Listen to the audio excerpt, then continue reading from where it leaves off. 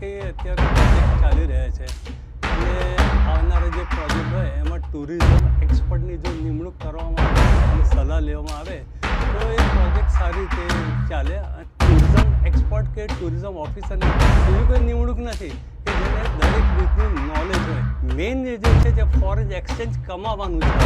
Foreign exchange ક્યારે કમાઈ શકીશું કે વિદેશથી જ્યારે ટુરિસ્ટો આવશે તો, અને એના માટે અહીંયા એવું વાતાવરણ ઊભું કરવું પડશે અને આ બધા સ્પોટની આપણે શું એનું વર્ગીકરણ કરવાની જરૂર છે. કેટેગરી એ, કેટેગરી બી, કેટેગરી સી. તો કેટેગરી એ એટલે કે ઇન્ટરનેશનલ લેવલ ધોરણે આપણે એને ડેવલપ કરવાની જરૂર છે. સ્ટેચ્યુ ઓફ યુનિટી તો એને આપણે કેટેગરી એની અંદર મૂકી શકાય. નમસ્કાર, આપ જોઈ રહ્યા છો યુટીસી ન્યૂઝ. દુનિયામાં એક સૌથી મોટો વેપાર ટુરિઝમનો પણ છે અને આપણે પણ ટુરિઝમને વધુ પ્રોત્સાહન મળે, લોકો આપણા દેશમાં, આપણા રાજ્યમાં, આપણા શહેરમાં આવે તેના માટે આપણે પ્રયાસ કરતા હોઈએ છીએ. પરંતુ આ પ્રયાસોમાં કોઈ પણ એક્સપર્ટની રાય લેવાતી નથી તેવું વડોદરાના ધારાશાસ્ત્રી છે શરદભાઈ દવે. તેઓએ વડાપ્રધાન નરેન્દ્ર મોદીને એક પત્ર લખ્યો છે. તેઓ ટુરિઝમ એક્સપર્ટ છે. તેમના કયા પ્રમાણે તે એકમાત્ર આ ક્વોલિફાઈડ વ્યક્તિ છે જે ટુરિઝમ વિશે જાણે છે અને પરીક્ષા પાસ કરીને આવ્યા છે. આપણી સાથે શરદભાઈ છે અને શરદભાઈ પાસે આપણે વાત કરીશું કે જ્યારે આપણે ટુરિઝમની વાત કરતા હોય તો એક્સપર્ટના વ્યૂની ક્યાં જરૂર પડે છે અને કેમ તેમને વડાપ્રધાનને પત્ર લખ્યો છે. શરદભાઈ, આપનું ખૂબ ખૂબ સ્વાગત છે. શરદભાઈ, તમે એક ટુરિઝમ એક્સપર્ટ છો અને વડાપ્રધાનને પત્ર લખ્યો છે. શું કહેવા માંગો છો વડાપ્રધાનને અને કેમ? જે કંઈ અત્યારે પ્રોજેક્ટ ચાલી રહ્યા છે અને આવનારા જે પ્રોજેક્ટ હોય એમાં ટુરિઝમ એક્સપર્ટની જો નિમણૂક કરવામાં આવે અને સલાહ લેવામાં આવે તો એ પ્રોજેક્ટ સારી રીતે ચાલે અને ટુરિસ્ટોને કોઈ પણ જાતની મુશ્કેલી ના પડે એવું મારું અંગત રીતે માનવું છે. તો આ સંદર્ભમાં અત્યાર સુધી આપણે કોઈ કાળજી રાખી નથી. કોઈ પણ ભારત દેશના કોઈ પણ રાજ્ય કે સિટી અંદર એવી ટુરિઝમ એક્સપર્ટ કે ટુરિઝમ ઓફિસરની એવી કોઈ નિમણૂક નથી કે જેને દરેક રીતનું નોલેજ હોય અને એ નોલેજનો સરકારે કે બીજા અન્ય ઓથોરિટીએ કે એનો ઉપયોગ કરેલો હોય. તો એના માટે આ જરૂર છે કે ટુરિઝમ એક્સપર્ટની નિમણૂક થવી જોઈએ. ને એના લીધે શું થાય કે ટુરિસ્ટોનો જ્યારે રસ વધી જાય છે જે તે સ્પોટ ઉપર, તો એને કંટ્રોલ કેવી રીતે કરો, આવવા જવાના જે રસ્તા છે, પીવાના પાણી ફેસિલિટી, પાર્કિંગની ફેસિલિટી, આ બધું જ જરૂર છે. લિફ્ટ ચાલે છે કે નહીં, આ બધી જ માહિતી ટુરિઝમ એક્સપર્ટ દ્વારા અને ઇન્ટરનેટ દ્વારા જે તે સાઇટ ઉપર મુકાવી જોઈએ અને આ બધી સાઇટોને અપડેટ નિયમિત ધોરણે થવી જોઈએ. જ્યારે અહીંથી ટુરિસ્ટો બહાર ફરવા જાય છે ત્યારે અપડેશન કંઈ હોતું નથી અને ત્યાં જેને જોઈએ છે તો ત્યાં રિપેરિંગના કારણે જે તે સ્પોટ બંધ હોય છે એટલે ટુરિસ્ટોને અગવડ પુષ્કળ પડે છે. અને ઘણી વખતે ટૂર ઓપરેટરો પણ એમની મનમાની કર્યા કરે છે કે આ સ્પોટ નથી એટલે ચલો આગળ કે, અને જે તે સમયે ઉંમરલાયક વ્યક્તિનો પણ એ લોકો વિચાર કરતા નથી અને ઉંમરલાયક વ્યક્તિને વિચાર કરીને કઈ જાતની એમને ફેસિલિટી આપી, બસની કે રેલવેની અંદર કેવી રીતે એકોમોડેટ કરવા. હોટલની અંદર જે છે લિફ્ટ વગરની હોય એ હોટલોની અંદર એકોમોડેશન આપવામાં આવે છે. એ લોકો પોતાની બેગો લઈને ઉપર જઈ ના શકે અને મુશ્કેલી ઊભી થાય છે. અહીંથી લોકલ લેવલે જ્યારે ટૂર ઓપરેટરો જે તે સિટીમાંથી લઈ જાય છે ટૂર ઉપર, તે વખતે જે ઇટિનરી આપવામાં આવેલી હોય છે એ ઇટિનરી પ્રમાણે ત્યાંનો ગાઈડ જે મોકલવામાં આવે છે અથવા ત્યાં જે રાખેલો ગાઈડ હોય એ કહે છે અમારા લિસ્ટની અંદર આ પોઈન્ટ દેખાડવાનું કંઈ કીધું નથી. એટલે તે વખતે પણ ટુરિસ્ટ હોય એને ગાઈડ જોડે પણ મુશ્કેલી ઘણી ઊભી થાય છે. એટલે ટૂર એક્સપર્ટ હોય તો દરેક વખતે ધ્યાન રાખે કે બંને સાઈડે જોઈએ કે ટુરિસ્ટોનું હિત સચવાવું ઘણું જરૂરી છે. પણ શરદભાઈ, તમે જે આ વસ્તુ કહી રહ્યા છો આ તો જાણે કે કોઈ નિયમ કે નિયમાવલી બનાવવાની વાત છે. પણ અત્યાર સુધી એવો કોઈ નિયમ નથી, પણ એના પર કંટ્રોલ હોવો જરૂરી છે. કોઈ કંટ્રોલ જ નથી. મન ફાવે એ રીતે તંત્ર જો ચાલતું હોય તો આપણે ફોરેનથી કોઈ આપણે અહીંયા આવી નહીં શકે.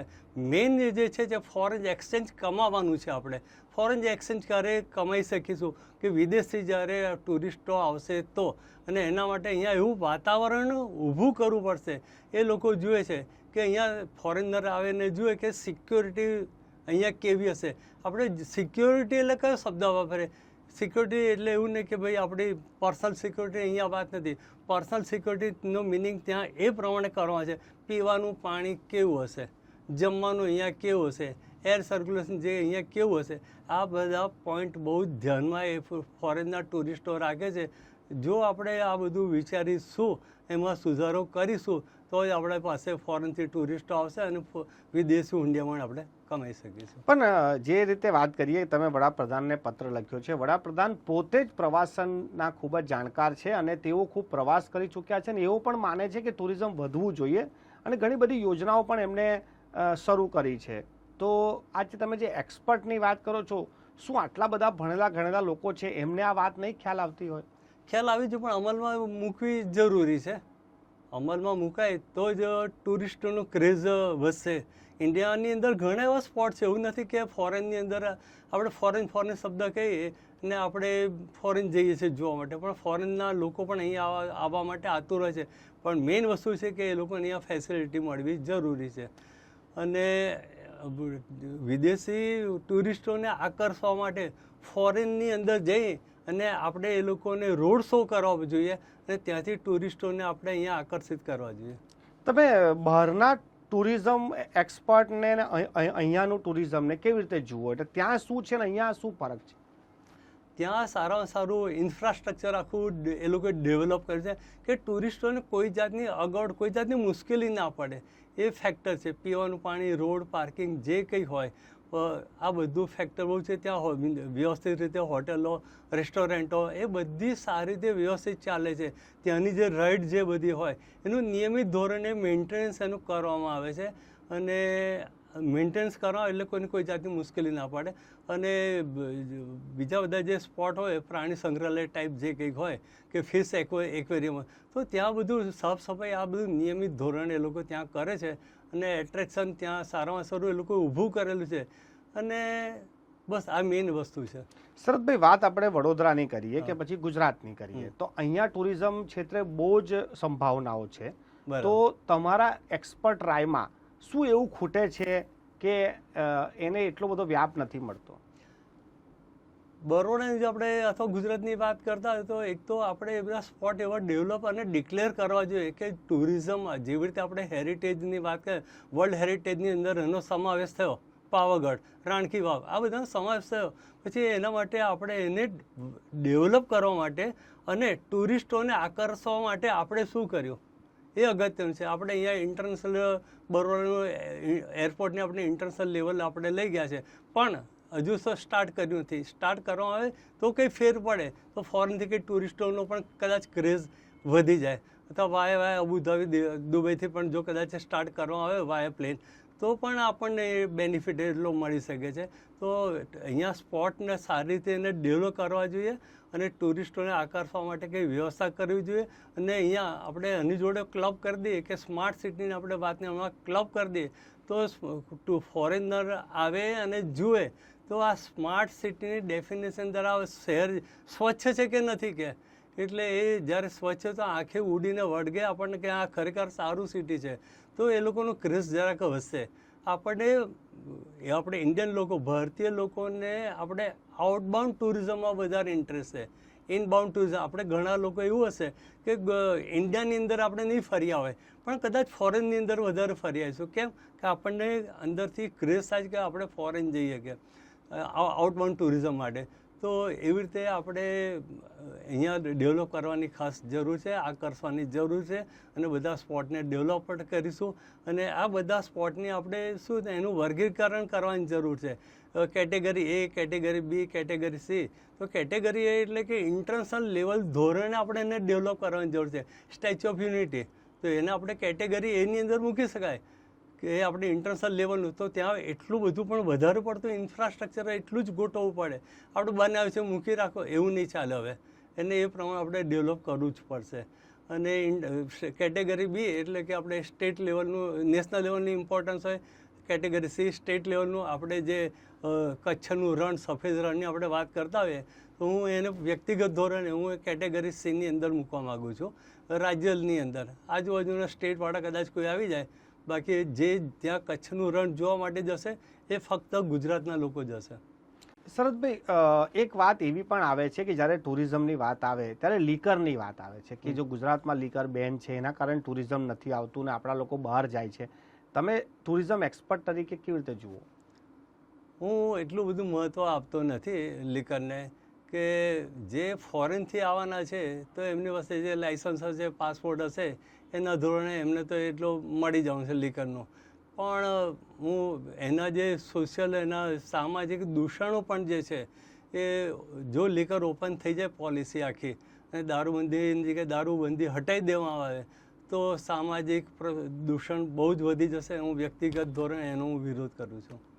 પણ જે લોકો અહીંયાથી લોકો બહાર જતા રહે છે, એગ્રી 100%. અહીંથી બધા જાય છે, ગોવા અને રાજસ્થાન જાય છે, હજુ સરહદ આપણે ક્રોસ કરીને તરત જ શોધી કાઢે, નજીકના 500 મીટરની અંદર મળી જાય છે તરત જ એમને. તો પણ એ જેને પીવું હશે એ બધા પી શકશે, પણ જે કુટુંબો બરબાદ થતા જોયા છે અને જે કારણે આટલા વર્ષોથી ગુજરાતની અંદર દારૂબંધી છે, તો હું દારૂબંધીને એમાં કોઈ છૂટછાટ માટે હું કંઈ વિચારતો નથી. દારૂબંધી રહેવી જ જોઈએ, મારું વ્યક્તિગત માનવું છે. સાહેબ, અત્યારે સૌથી મોટો કુંભ મેળો ચાલી રહ્યો છે અને ટુરિઝમ ક્ષેત્રે કરોડો લોકો ત્યાં પહોંચી રહ્યા છે, અલગ અલગ દેશના લોકો આવી રહ્યા છે. એક એક્સપર્ટ તરીકે કુંભના મેળાના આયોજનને કેવી રીતે જુઓ છો? કુંભના મેળાનું સારામાં સારું આયોજન ત્યાંની ઉત્તર પ્રદેશની સરકારે કરેલું છે અને બિરદાવા લાયક છે. થોડીક તો ત્રુટિ રહે, કારણ કે આટલું બધું ઓવર ક્રાઉડ હોય એટલે નાની મોટી સમસ્યા તો રહે, પણ કોઈ બીક અથવા ડરના કારણે અને કોઈ ખોટી વાતો કોઈ ફેલાવી દીધી હોય કે આવું થયું છે એટલે માણસની જાત છે ગભરાઈ જાય એટલે દોડાદોડી થઈ જાય. એટલે હમણાં જે આશરે 30 જણના મૃત્યુ થયા છે એની પાછળનું કારણ આ એક જ છે, બીક અને ડરામણી વાતો. બાકી હકીકત તો એવું કંઈ ખાસ હોતું નથી. સાહેબ, વડોદરામાં ટુરિઝમ માટે આપણે સુરસાગરમાં પ્રતિમા ઊભી કરી અને હરણીનો લેક ઝોન આપણે બનાવ્યો, તો આનાથી શું લાગે છે તમને કે શું કેટલું ડેવલપ, એટલે આ ખરેખર ટુરિઝમ આવે આનાથી?